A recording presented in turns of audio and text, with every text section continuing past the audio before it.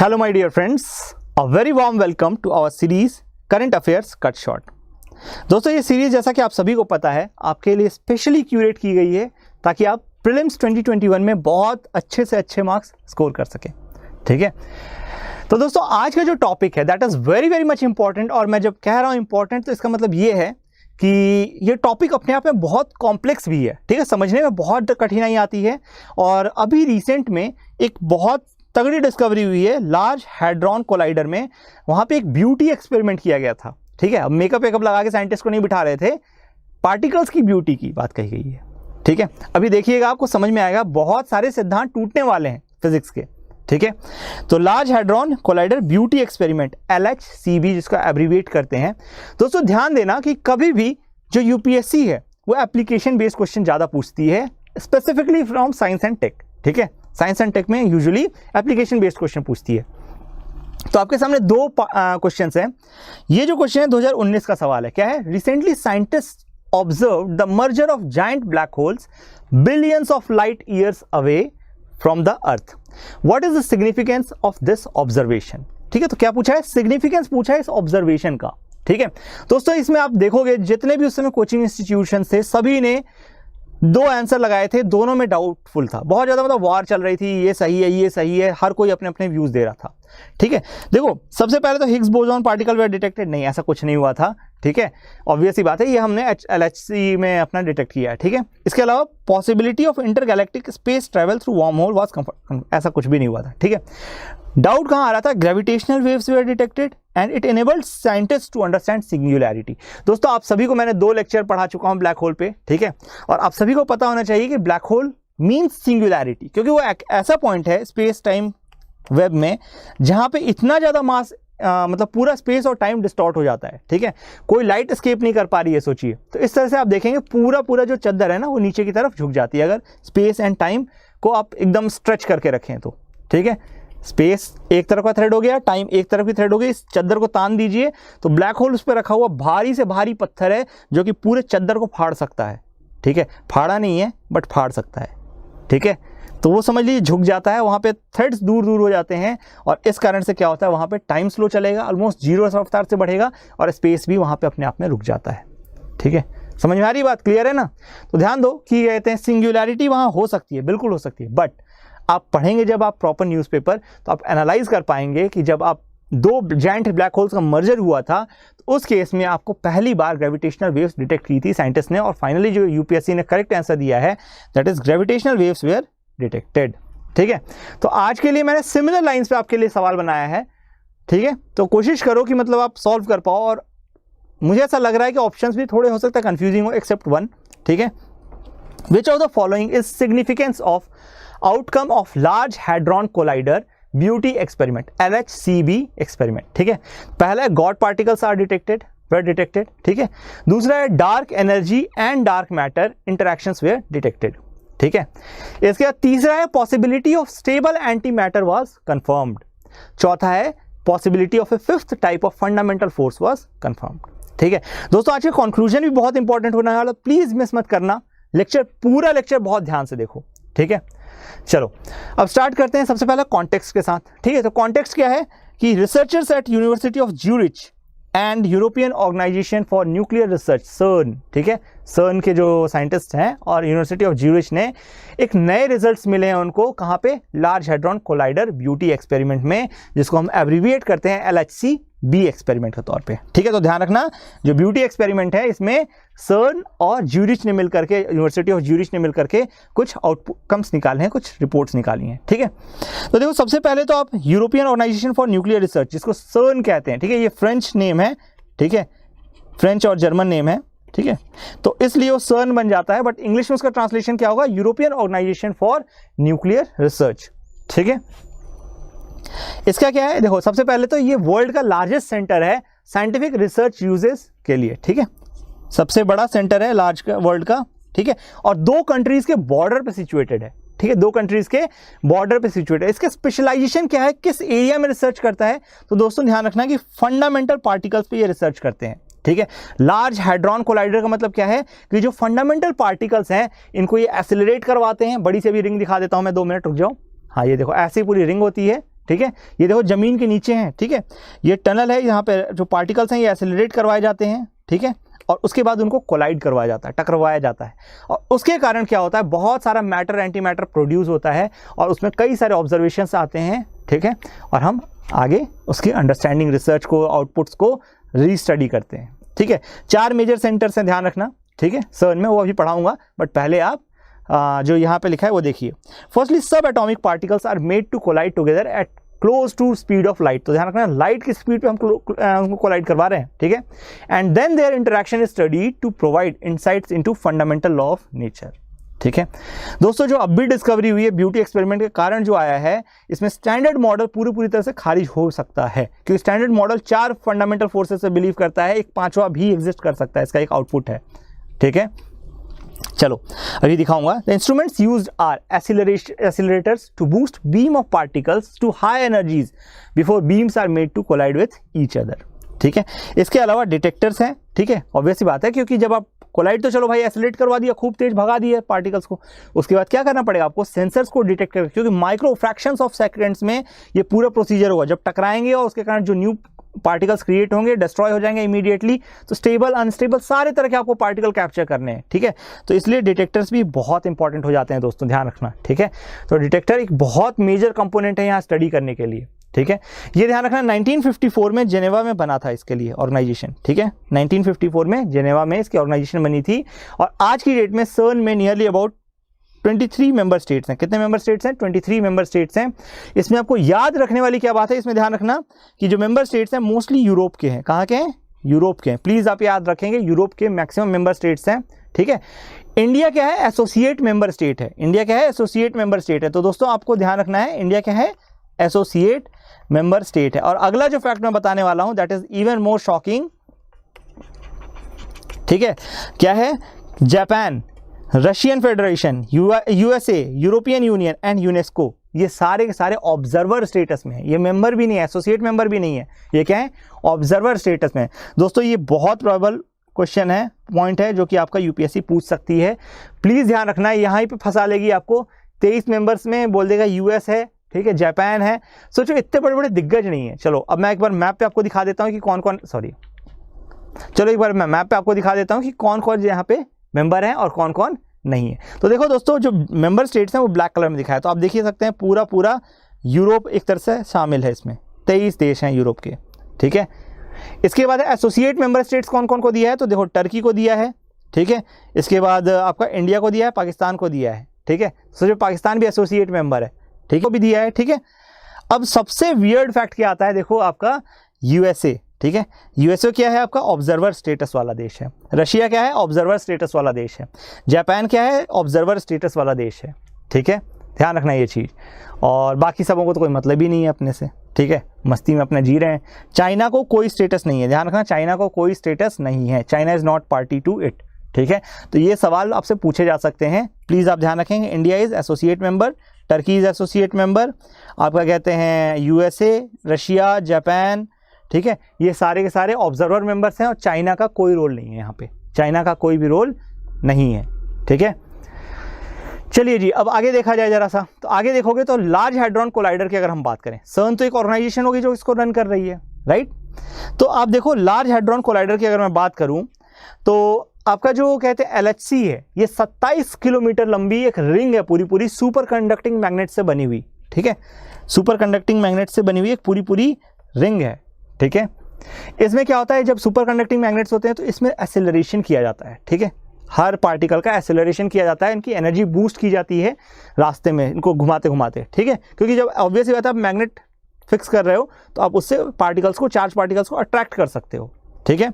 The beam inside the LHC are made to collide at 4 locations around the accelerator ring corresponding to positions of 4 particle detectors, ATLAS, CMS, ALICE and LHC-B, ठीक है। तो ध्यान दो, ये 4 जगह पे इसको कोलाइड करवाया जाता है। क्या करवाया जाता है? 4 जगह पे कोलाइड करवाया जाता है। कौन कौन सी जगह पे? ध्यान दो, यहाँ पे आपके डायग्राम में दोस्तों ध्यान रखना, एकदम रट लेना ये चीज़, ठीक है। हो सकता है पूछ ले इनडायरेक्ट वे में। पहली चीज जो लोकेशन है दैट इज एटलस। एटलस में क्या करते हैं हम लोग? डार्क मैटर सर्च करते हैं। क्या करते हैं? डार्क मैटर सर्च करते हैं, ठीक है। इसके बाद एलिस आता है। एलिस में क्या है, the moment after big bang को रिक्रिएट करने की कोशिश की जाती है, उस पर स्टडी की जाती है। बिग बैंग कौन सा इवेंट था, आपको दोस्तों पता होना चाहिए कि बिग बैंग वो इवेंट था जिसके बाद हमारा यूनिवर्स क्रिएट हुआ। मतलब एक सिंगुलैरिटी से एक डॉट में इतना बड़ा एक्सप्लोजन हुआ कि सडनली पूरी दुनिया अस्तित्व में आ गई, पूरा मैटर और एंटी मैटर खूब सारा प्रोड्यूस हुआ। और जैसे ही बिग बैंग इवेंट हुआ वैसे ही एंटी पार्टिकल्स, तो जो एंटी मैटर जो भी चीज़ें थी वो सडनली डिस्ट्रॉय हो गई, जिसका रीज़न हमें नहीं पता है। और इस रीज़न को पता करने में कहीं ना कहीं गॉड्स पार्टिकल मतलब हिग्स बोसॉन जो है that is very much important thing. तो अब गॉड पार्टिकल को कहाँ सर्च करेंगे हम लोग, CMS में सर्च करेंगे। ध्यान रखना CMS में क्या करेंगे, गॉड पार्टिकल पर रिसर्च चलेगी। गॉड पार्टिकल सर्च करने के बाद चलेगी जिसको हम हिग्स बोसॉन कहते हैं। क्या कहते हैं, हिग्स बोसॉन। ध्यान रखना ये चीज, ठीक है। अच्छा, अब एक और चीज समझो, इस है, ठीक है, जो यूनिवर्स है वो 3 चीजों से बना है। एक तो हमारा फिजिकल वर्ल्ड है जिसको हम समझ सकते हैं, छू सकते हैं, एप्रीहेंड कर सकते हैं, इंटरैक्ट कर सकते हैं, इंक्लूडिंग लाइट, ठीक है। इन लाइट भी हमको टच कर सकते हैं, हम साथ साथ इंटरैक्ट करती है, हमें गर्मी फील होती है ना, तो उसको भी हम मिला करके चल रहे हैं। तो सबसे पहला जो है डार्क एनर्जी है। क्या है, काली एनर्जी है, ठीक है। ये जो डार्क एनर्जी है नियर अबाउट 68% है। कितना है, 68% है। इसके बाद है आपके पास डार्क मैटर। डार्क मैटर है आपके पास अराउंड 27%। अच्छा, अब देखो एनर्जी है, एनर्जी का काम क्या होता है, कहीं भी फैला देना, ठीक है। तो डार्क एनर्जी भी ये इंश्योर करती है कि हमारा यूनिवर्स जो है वो एक्सपैंड करता चले। क्या करता चले, एक्सपैंड करता चले, फैलता जाए, ठीक है। और डार्क मैटर क्या करता है भाई, आपको सिकोड़ता है। ग्रेविटी वहां पे काम करेगी, ग्रेविटी तो नहीं काम करती, ऑब्वियस सी बात है। Dark matter, dark energy gravity से परे है, ठीक है। तो यही चीज हमें समझ में आ रही है अभी अभी धीरे धीरे, ठीक है। लेकिन ये रिसर्च यहाँ नहीं हुई है, ध्यान रखना। ये रिसर्च कहाँ पे हुई है, आपका LHCb में हुई है, ठीक है। तो dark matter, dark energy, I hope समझ में आ गया आपको। और इसके बाद आपका क्या है, हमारा फिजिकल स्पेस है जहाँ पे हम आराम से इंटरेक्ट कर सकते हैं, दैट इज अराउंड 5%। तो सोचो कितना बड़ा चंक आज भी हमारा स्पेस में जो वॉइड है वो एक्चुअली 1% एनर्जी और मैटर भरा है, जो हमें नहीं पता है, हमसे इंटरेक्ट ही नहीं करता है, ठीक है। तो अब इस पे भी रिसर्च चलना जरूरी है भाई, समझ में तो आएगा, एक अल्टरनेट दुनिया ही मिल जाएगी, हमें क्या पता है ना। तो डेफिनेटली ये सारी चीजें LHCb में हम क्या करते हैं, एंटी मैटर पे सर्च कर रहे हैं। ध्यान रखना ये चीज, ठीक है। तो अभी आपको समझ में आएगा, आगे भी चीजें बताता चला जाऊंगा, ठीक है। लार्ज हैड्रॉन कोलाइडर की अगर मैं बात करूं तो देखो, the project was officially approved in 1997, ठीक है। LHC कब बना था, 1997 में ऑफिशियली अप्रूव हुआ है। CERN कब बनी है, 1954 में बनी, 54 में अस्तित्व में आ गई थी। और LHC हमारा कब बना है, 1997 में, ठीक है। और इसका जो कंस्ट्रक्शन है रिंग का, ठीक है, ये फ्रेंच स्विस बॉर्डर पे बना है। ध्यान रखना, ये जो फ्रेंच स्विस बॉर्डर पे बना है, ठीक है। ऊपर से यहाँ पे भी आप देख सकते हो, समवेयर कहीं बॉर्डर दिख रहा होगा ऐसे, ये आपका पूरा बॉर्डर है, ठीक है। फ्रेंच स्विस बॉर्डर पे है, आधा उस तरफ आधा इस तरफ, ठीक है। ये ध्यान रखना, capable of accelerating particles up to 99.99% of speed of light. तो सोचो इतना हाई एक्यूरेसी है कि मतलब इतना तगड़ी टेक्नोलॉजी यहाँ यूज़ की है, state of art technology use की गई है। 99.99% ऑफ स्पीड ऑफ लाइट हम अचीव कर ले रहे हैं, और उसके बाद फिर उनको टकरवा रहे हैं, ठीक है। और इसी में 2012 में, इसी फैसिलिटी में 2012 में हमने हिग्स बोसॉन ढूंढा था। हिग्स बोसॉन क्या है, बेसिकली एक एलिमेंट्री पार्टिकल है जो कि अपना मास कहाँ से पाते हैं, फंडामेंटल फील्ड हिग्स फील्ड्स के थ्रू इंटरैक्ट करके अपना मास पता करते हैं, ठीक है। तो हिग्स बोसॉन को ही हम क्या बोलते हैं, गॉड पार्टिकल भी बोलते हैं। ध्यान रखना, हिग्स बोसॉन को ही क्या बोलते हैं, गॉड पार्टिकल बोलते हैं। तो देखो पार्टिकल की अगर मैं बात करूं तो पार्टिकल भी आपके कई सारे कैटेगरी में हो सकते हैं, ठीक है। जो फंडामेंटल जो क्लासिफिकेशन है फंडामेंटल पार्टिकल्स का, दैट इज पहला है फर्मियन और दूसरा है बोसॉन। क्या है, फर्मियन एंड बोसॉन। ध्यान रखना, फर्मियन और बोसॉन, ठीक है। तो जो फर्मियन है इसको भी 2 तरह से हम बांटते हैं, एक है क्वार्क और दूसरा है लेप्टॉन। तो दोस्तों ये क्वार्क और लेप्टॉन होते हैं ना, ये दोनों हमारे फ्री में हम टच कर सकते हैं, ठीक है। जो बोसॉन्स होते हैं ना, ये हमारा वेक्टर होते हैं, मतलब कि जो इंटरैक्शन है ना उसको इंश्योर करते हैं कि भाई आपका क्वार्क और लेप्टॉन्स कैसे इंटरैक्ट करेंगे, या मतलब जैसे भी समझ लो, ठीक है। तो इनको आप फिजिकली टच नहीं कर सकते हो बट फील कर सकते हो, ठीक है। आप टच नहीं कर सकते बट फील कर सकते हो। फील कर सकते हो मतलब जैसे धूप आती है, ठीक है, लाइट आ रही है, लाइट में देखो फोटोन होता है, तो photon is a kind of boson particle. क्या है, बोसॉन पार्टिकल है, ठीक है। और इन सबसे परे हमने एक अलग ही पार्टिकल निकाला, दैट वाज हिग्स बोसॉन। इसकी कहानी ही अलग है दोस्तों, ध्यान रखना। इसको 1964 में ही थ्योरिटाइज कर लिया गया था, बट 2012 में खोजा गया है, ठीक है। इसमें स्पिन 0 है, unlike any other fundamental particle, ठीक है। हर एक जगह स्पिन कुछ ना कुछ होता ही होता है, ठीक है। चार्ज देखो, चार्ज भी 0 है, ठीक है। चार्ज कुछ जगह 0 होता है, कुछ जगह नहीं होता है। और हैवीनेस देखो इसकी, ठीक है, हैवी भी काफ़ी ज़्यादा हैवी है, ठीक है, बहुत ज़्यादा हैवी है, ठीक है। तो ये ध्यान रखिएगा आप, ठीक है। हिग्स बोसॉन के बारे में ये बहुत इंपॉर्टेंट इंफॉर्मेशन है कि स्पिन 0 होता है इसका, चार्ज 0 होता है और साथ साथ मास रिलेटिवली हाई होता है, ठीक है। अच्छा, अब इसमें आप पूछोगे सर इसमें प्रोटॉन एंड न्यूट्रॉन क्यों नहीं है? सर बचपन से हमें पढ़ाया गया है एटम के अंदर तो प्रोटॉन भी होता है, न्यूट्रॉन भी होता है, यहाँ इलेक्ट्रॉन भी है ना। आप देखो यहाँ इलेक्ट्रॉन होगा, लेप्टॉन्स में देखो, लेप्टॉन्स में ई इलेक्ट्रॉन आया ना। तो दोस्तों इसमें ध्यान रखना कि प्रोटॉन और neutron are not fundamental particles any more, ठीक है। कभी हमने पढ़ा था, जेम्स चैडविक और इन्होंने जो खोज की थी और लोगों ने, ठीक है, तो उन्होंने कहा था ये फंडामेंटल है, बट अब हम इनसे भी फंडामेंटल जा चुके हैं। और प्रोटॉन जो होता है 2 up quark plus 1 down quark, ठीक है, इन दोनों को मिलकर बनता है, ठीक है, 2 अप और 1 डाउन को। न्यूट्रॉन में क्या होता है 1 up plus 1 down, 1 up plus 1 down, ठीक है। तो ये दोनों क्वार्क से मिलके बनते हैं, इसलिए इसको हम फंडामेंटल की सीरीज में नहीं रख रहे हैं। ध्यान रखना, हम इसको फंडामेंटल की सीरीज में नहीं रख रहे हैं। अच्छा, ये सारे जो हैं ये सारे मैटर हैं, क्या है? मैटर है। ध्यान रखना, ये क्वार्क्स एंड लेप्टॉन्स क्या है? मैटर है।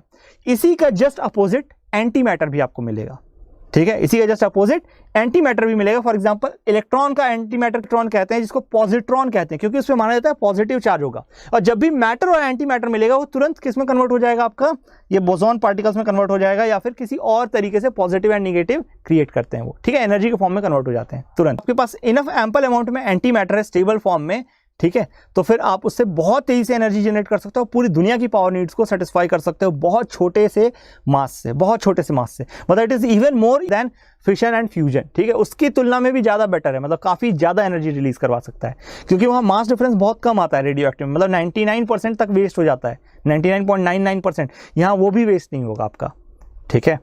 तो ध्यान रखो, ये बहुत इंपॉर्टेंट फील्ड या मतलब जो भी कुछ कहो इमर्ज हो रहा है, ठीक है। और अगर आप फिजिसिस्ट हो तो be proud and try to contribute, ठीक है।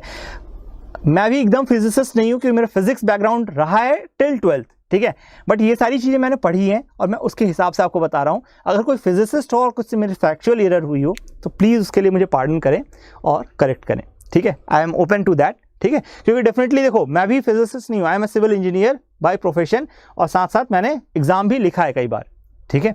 तो डेफिनेटली मैं कुछ जगह गलत हो सकता हूँ, ठीक है, बट मैंने एक्सटेंसिव स्टडी की है, जो मुझे समझ में आया है चीज़ें क्लियर कट, जो मैंने मतलब डिटेल में जो भी लिटरेचर में है, हर चीज़ पढ़ने के बाद जो एकदम 100% मैं कॉन्फिडेंट हूँ, वही चीज़ें मैं आपको यहाँ बता रहा हूँ। एक्सपेरिमेंट की बात करें तो अबाउट द एक्सपेरिमेंट बात करते हैं। पहली चीज़ it is one of the 4 large experiments, ठीक है, मैंने पहले ही बताया आपको 4 सबसे बड़े जो एक्सपेरिमेंट्स हैं उनमें से एक है, ये देखिए 4 experiment, ALICE, ATLAS, LHCb and CMS, ठीक है, क्लियर है। 4 एक्सपेरिमेंट्स में से सबसे पहले एंटी मैटर पे काम हो रहा है। किस पे काम हो रहा है? एंटी मैटर पे काम हो रहा है। It's particles containing A beauty quark, ठीक है, ब्यूटी क्वार्क अब देखोगे तो ब्यूटी क्वार्क आपका नाम है इसमें बॉटम क्वार्क का, ठीक है, बॉटम क्वार्क को ही हम क्या कहते हैं? ब्यूटी क्वार्क कहते हैं, ठीक है।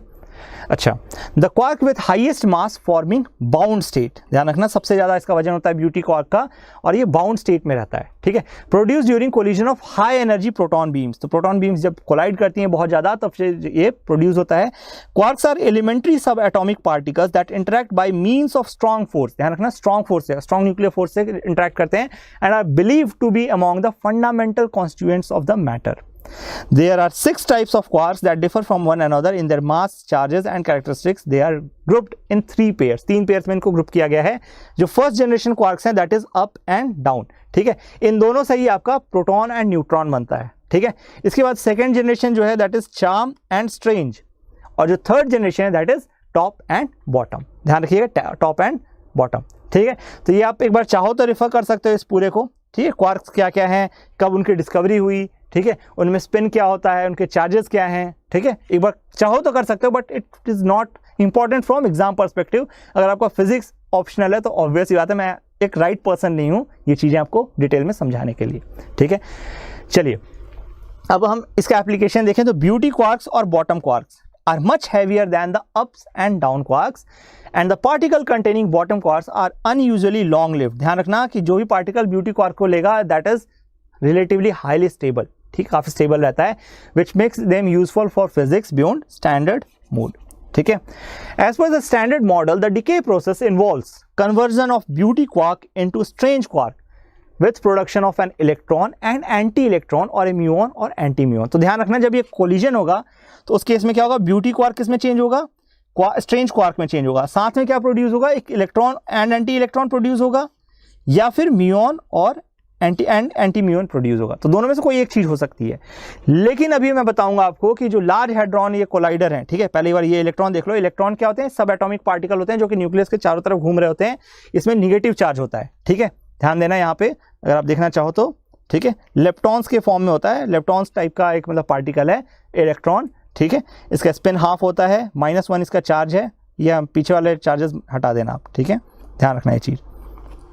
और इसका जो मास है देखो काफ़ी कम होता है, ठीक है, 0.5, ठीक है। चलो, जब ये समझ में आ रहा है आपको तो देखो एंटी इलेक्ट्रॉन क्या होता है? इज पॉजिटिवली चार्ज, और इसीलिए इसको क्या बोलते हैं? पॉजिट्रॉन बोलते हैं, ठीक है। इलेक्ट्रॉन का जस्ट अपोजिट है, ठीक है। इलेक्ट्रॉन को तुरंत एनर्जी में कन्वर्ट कर देगा जब एंटी मैटर एंड मैटर मिलेंगे तो, ठीक है। एन एलिमेंट्री सब atomic particle similar two electron but 207 times heavier has the two forms negatively charged muon and positively charged anti muon। तो म्यून भी जो है ना वो भी आपके इलेक्ट्रॉन की तरह ही हर प्रॉपर्टी शो करता है सिवाय मास के, ठीक है। म्यून में मास बहुत ज़्यादा होता है, कितना ज़्यादा हो सकता है? अप्रॉक्सीमेटली 207 गुना होता है, ठीक है, 207 टाइम्स होता है। तो इस जो ऊपर में जो ब्यूटी क्वार्क है जो कि स्ट्रेंज क्वार्क में कन्वर्ट हो रहा था, उसमें एक 2 बाई प्रोडक्ट दे रहा था, उसमें ध्यान रखना इलेक्ट्रॉन प्लस एंटी इलेक्ट्रॉन हो सकता है या फिर म्यून एंटी म्यून हो सकता है। बट अभी जो हमने large hadron collider beauty experiment किए हैं, large hadron collider beauty experiment जो किए हैं, इसमें एनामोली मिली है। क्या एनामोली मिली है? Shows anomaly in decaying process that then standard model, ठीक है। स्टैंडर्ड मॉडल जो है हमारे पास, स्टैंडर्ड मॉडल में बेसिकली ये आपके 6 है ना, 6 क्वार्क्स हैं और 6 आपके लेप्टॉन्स हैं और इसी के करस्पॉन्डिंग एंटी मैटर भी है, ठीक है, और उसके हिसाब से बोसॉन है। तो यही सारी चीज़ें एग्जिस्ट करती हैं। बट चूंकि एनामोली मिली है, इसका मतलब क्या है कि वहाँ पे कोई और फोर्स भी काम कर रही है, ठीक है। एनामोली मिली है इसका मतलब क्या है कि ऑब्वियस सी बात है वहाँ कोई और फोर्स भी काम कर रही है। जो 4 फंडामेंटल फोर्सेस है दोस्तों, उसके नाम रट लीजिए, बहुत इंपॉर्टेंट है। पहला है ग्रेविटी, ग्रेविटेशनल फोर्स, ठीक है। दूसरा है आपका पास इलेक्ट्रोमैग्नेटिक फोर्स। अच्छा, एक और चीज मैं जस्ट मतलब सडनली ध्यान आया तो मैं बता रहा हूं बीच में, जो मैंने थोड़ी देर पहले हिग्स बोसॉन कहा, राइट। इट इज एक्सपेक्टेड और सेड कि जो बिग बैंग थ्योरी हुई, जो बिग बैंग इवेंट हुआ, ठीक है, जिसके बाद सिंगुलैरिटी से पूरा यूनिवर्स उपजा, ठीक है, with in fraction of second वो पूरी ग्रेविटी के कारण बल्ज मतलब आपस में मिलकर खत्म हो जाना चाहिए था, ठीक है, क्योंकि एंटी मैटर तो खत्म हो गया उसी समय, ठीक है, और ग्रेविटी उस समय फोर्स थी, तो इतना ज़्यादा एक्सपेंशन भी नहीं था, डेंस मटेरियल था, उसी समय कोलाइड करके खत्म हो जाना चाहिए था उसी इवेंट में, तो यूनिवर्स क्रिएट ही नहीं होता। बट इट वह हिग्स बोसॉन जो कि इन्होंने ये पूरा गेम ही पलट दिया, ठीक है, चीज़ें ही पलट दी कि कैसे आज की डेट में एक्सपैंड कर रहा है, ठीक है। हालांकि डार्क एनर्जी उसके लिए पीछे रिस्पॉन्सिबल है, बट हिग्स बोसॉन का भी सस्पेक्टेड है रोल कि इन्होंने हुए है ना वो सस्टेन कर पाए और आज की डेट में हम यूनिवर्स देखते हैं। इसीलिए शायद इनको गॉड पार्टिकल भी कहते हैं। क्या कहते हैं? गॉड पार्टिकल भी शायद तक इसीलिए कहते हैं, ठीक है। चलो अब देखो जो तीसरा और चौथा है, मे बी जिसने फिजिक्स पढ़ी हो 11th-12th की उसको पता होगा, जिसने नहीं पढ़ी उसने नहीं पता होगा, ठीक है। तो जो थर्ड वाला है that is weak nuclear interactions, क्योंकि ऊपर के दो तो हम पढ़ते ही हैं, ठीक है। जो थर्ड फोर्स फंडामेंटल फोर्स है that is weak nuclear interaction. ये बहुत शॉर्ट रेंज में लगता है दोस्तों, बहुत शॉर्ट रेंज में, ठीक है, और ये रिस्पॉन्सिबल होता है किसके लिए? रेडियो एक्टिविटी के लिए। प्लीज ध्यान रखिएगा, रेडियो एक्टिविटी के लिए कौन सा फोर्स रिस्पॉन्सिबल होता है? That is weak nuclear interaction, ठीक है।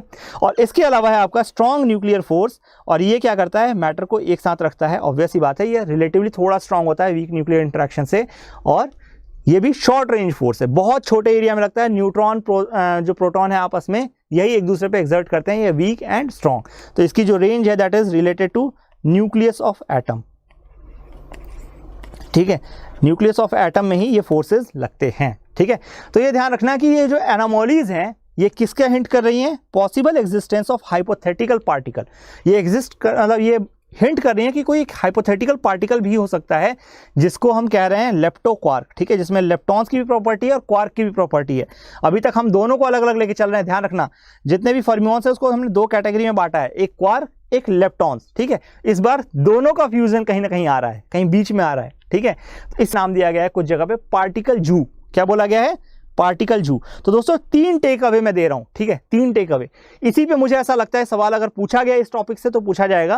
पहली चीज, सिग्निफिकेंस ऑफ LHCb एक्सपेरिमेंट जो अभी रिसेंट में हुआ है उसमें एनोमलीज मिली हैं, उसके क्या क्या मतलब आपके सिग्निफिकेंस है। तो पहला जो सिग्निफिकेंस है that is anomalies in decay of process then standard model indicate new fundamental force in addition to 4 fundamental 1। तो ध्यान रखना फंडामेंटल फोर्सेस चेंज हो रहे हैं दोस्तों, पूरा फिजिक्स की नींव हिल जाएगी, ठीक है, जो 11th 12th में आप 4 फंडामेंटल फोर्सेस पढ़ा के भगा देते थे बच्चों को, 5वां फंडामेंटल फोर्स सडनली आ जाएगा। ठीक है, जैसे gravitational waves first time detect हुई थी तो फिर आपका क्वेश्चन पूछा गया था, तो यहाँ पे फिर से एक प्रोबेबल क्वेश्चन बनता है, बहुत इंपॉर्टेंट हो जाता है ये चीज। इसके अलावा existence of a hypothetical particle called leptoquark, called also known as particle zoo. ठीक है, तो लेप्टोक्वार्क को ही क्या बोला गया है, अभी पार्टिकल जू बोला गया है एक नाम के लिए। ठीक है, इसके अलावा लेप्टॉन यूनिवर्सिटी प्रिंसिपल जो है ये भी चैलेंज हो रहा है, क्योंकि ऐसा माना जाता था अभी तक कि लेप्टॉन्स जो है हर जगह इंटरैक्ट कर सकते हैं और कुछ ऐसे चीजें थी। ठीक है, तो ये भी अब चैलेंज हो रहा है। तो आई होप कि आपको ये तीनों सिग्निफिकेंस ध्यान रहेंगे और इसी के बेसिस पे आप आंसर मार्क कीजिएगा। ठीक है, तो देखो यहाँ पे जरा, विच of the following is the significant outcome of large hadron collider beauty experiment. ठीक है, पहला गॉड पार्टिकल वेयर डिटेक्टेड, मैंने पहले ही बता दिया है आपको जब टाइमलाइन बता रहा था, 2012 में ऑलरेडी डिटेक्ट किया जा चुका है और इसके लिए एक अलग डेडिकेटेड सेक्शन है जो कि आपका LHCb नहीं है। ठीक है, तो आई होप ये आप पहले एलिमिनेट कर जाओगे। दूसरा, dark energy and dark matter interaction were detected, नहीं, ऐसा कुछ भी नहीं है यहाँ पे। ठीक है, अभी भी हम प्रॉपर तरीके से इस पर प्रॉपर स्टडी नहीं कर पाए। ठीक है, possibility of stable antimatter was confirmed, मतलब ठीक है कुछ टाइम के लिए स्टेबल बनाया गया है but it is not part of this experiment जो कि अभी अभी रिसेंटली एनोमली में आया है। जो सबसे अप्रोप्रिएट आंसर है, ठीक है, C एंड D में से, वो है possibility of 5th type of fundamental force was confirmed. ठीक है, तो 5वें तरह का आपको फंडामेंटल फोर्स एग्जिस्टेंस में आ सकता है after this. Hope you like the session. तो अगर आपको पसंद आया है तो प्लीज़ हमारे वीडियो को लाइक कीजिए, शेयर कीजिए और हमारे चैनल को सब्सक्राइब कीजिए।